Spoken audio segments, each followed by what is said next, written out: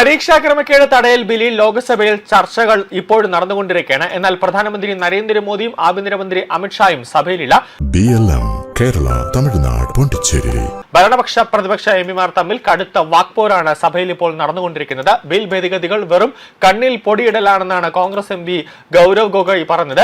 ഈ പ്രിയങ്ക ഗാന്ധി നരേന്ദ്രമോദിയെ കുറ്റപ്പെടുത്തുന്ന ഒരു സാഹചര്യത്തിലേക്ക് എത്തിയപ്പോൾ ഭരണപക്ഷത്തിലുള്ള എല്ലാവരും കൂടെ വലിയ രീതിയിലുള്ള ഒരു ബഹളം വയ്ക്കുന്ന ഒരു കാഴ്ചയാണ് ഇപ്പോൾ ഉണ്ടാകുന്നത്. അതായത് ഇപ്പോൾ പാർലമെന്റിൽ ഒരു ബഹളത്തിന്റെ ഒരു അന്തരീക്ഷത്തിലാണ് നിൽക്കുന്നത്. പ്രതിപക്ഷം ഉന്നയിക്കുന്ന ആരോപണങ്ങൾക്ക് ശക്തമായ മറുപടിയുമായി BJP എംപി ബാൻസുരി സ്വരാജും രംഗത്തെത്തിയിട്ടുണ്ട്.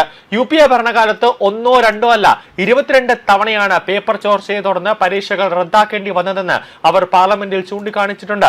പരീക്ഷാ ക്രമക്കേട് തടയുന്നതിനുള്ള പുതിയ നിയമ ഭേദഗതിയിന്മേൽ ലോക്സഭയിൽ 10 മണിക്കൂർ നീളുന്ന മാരത്തോൺ ചർച്ചയ്ക്കാണ് കേന്ദ്ര സർക്കാർ ഇപ്പോൾ തയ്യാറായിരിക്കുന്നത്. പ്രതിപക്ഷത്തിന്റെ കടുത്ത പ്രതിഷേധങ്ങൾക്കും ചർച്ചാ സമയം വർദ്ധിപ്പിക്കണമെന്ന ആവശ്യത്തിനും പിന്നാലെയാണ് ചർച്ചാ സമയം ഉയർത്തിയത്.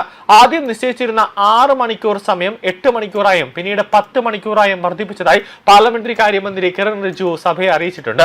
കൂടാതെ നീറ്റ് പരീക്ഷ നിർത്തലാക്കണമെന്ന് DMK MP ദയാനിധി മാരനും പറയുകയാണ്. ഈ പരീക്ഷ വിദ്യാർത്ഥികളെയും വിദ്യാഭ്യാസ സംവിധാനത്തെയും തോൽപ്പിക്കലാണെന്നും അദ്ദേഹം ചൂണ്ടിക്കാട്ടുന്നു. സർക്കാരിന്റെ പുത്തൻ ബിൽ ഒരു സൗന്ദര്യ ചികിത്സ മാത്രമാണെന്നും അദ്ദേഹം ചൂണ്ടിക്കാട്ടുകയാണ്.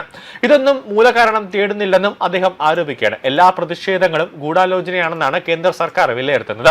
കഴിഞ്ഞ 2 മാസമായി ലക്ഷക്കണക്കിന് യുവാക്കൾ രാജ്യത്തെ വിവിധയിടങ്ങളിൽ തെളിവിൽ ഇറങ്ങി സർക്കാരിനോട് നിരവധി ചോദ്യങ്ങൾ ചോദിച്ചു.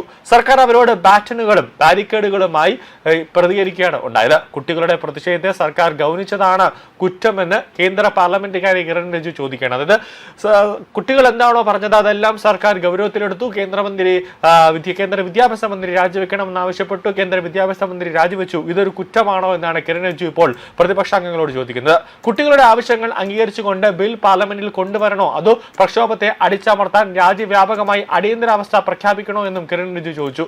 ബില്ലിനെയും ഭേദഗതിയെയും തൃണമൂൽ കോൺഗ്രസ് അംഗീകരിക്കുന്നുവെന്ന് പറഞ്ഞുകൊണ്ടാണ് TMC അംഗം അഭിഷേക് ബാനർജി പ്രസംഗം തുടങ്ങിയത്.